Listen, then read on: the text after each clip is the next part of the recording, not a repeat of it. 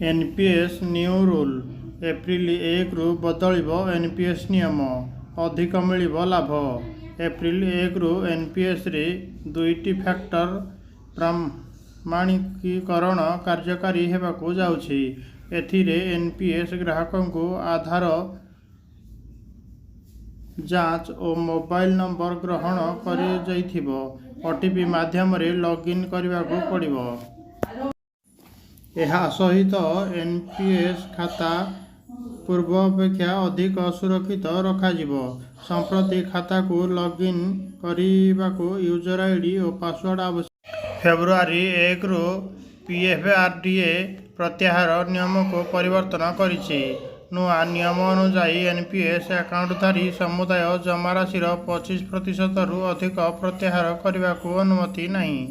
एथिरे उभय अकाउंटधारी एवं नियोक्तादार आवेदन परिमाण अंतर्भुक्त हेबो। यह अनुसार जदि आपणक नाम पूर्वर एक घर अछि एनपीएस अकाउंट रे आंशिक प्रत्याहार पई अनुमति दियाजिबो नाही। टंका प्रत्याहार पई पीएफआरडीए मध्य नियम परिवर्तन करिछि। नुआ नियम अनुसार एनपीएस ग्राहक माने 1 लाख टंका बदल रे सेमानकर आवश्यकता अनुसार सेमानक निवेश रु टंका प्रत्याहार करि पारिबे। एही नियम अनुसार आपण आपणकर आवश्यकता अनुसार मासिक त्रैमासिक अर्धमासिक किंबा वार्षिक भित्तिरे परिपक्वता राशि प्रत्याहार करने समर्थ हेबे। पूर्वर नियम थिला जे आपण गोटे थर एनपीएस जमा होइथिबा राशि 60% उठाई पारिबे, किंतु अवशिष्ट 40% राशि पेंशन पाई एक वार्षिक योजना किनिबा आवश्यक थिला। जदि आपण एनपीएस अकाउंट रे टंका निवेश करि पारिबे। उदाहरण स्वरूप जदि आपणक पत्नी बयस 30 वर्ष तेबे आपण मासिक एनपीएस अकाउंट रे 5000 टंका विनियोग करुछंती। 60 वर्ष बयस रे से आपण 10% सुध हार रे आपणकर अकाउंट रे 1.13 कोटी टंका जमा करने सक्षम हेबे। यह पूर्वर पीएफआरडीए टंका प्रत्याहार पई नियम परिवर्तन करथिला।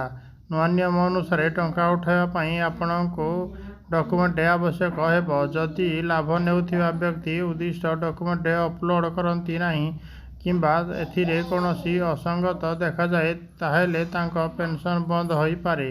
सर्वप्रथम आपणको जांच करने पड़िबो जे आपणकर एनपीएस प्रत्याहार फॉर्म अपलोड करिसंती कि नाही। यह व्यतीत आपणकर बैंक अकाउंट प्रूफ प्राण किंबा स्थायी अवसर खाता किंबा कार्ड रे एक कॉपी मध्य देबाको पड़िबो।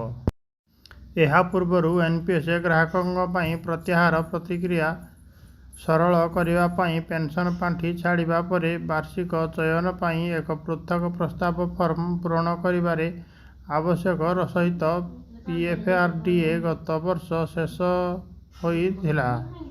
पेंशन बोर्ड द्वारा यह सूचित करा जाइथिला जे एनपीएस ग्राहक मानक द्वारा दाखल करा जाइथिबा प्रत्याहार फॉर्म को वार्षिक प्रस्ताव भावे विवेचना कराजिबो।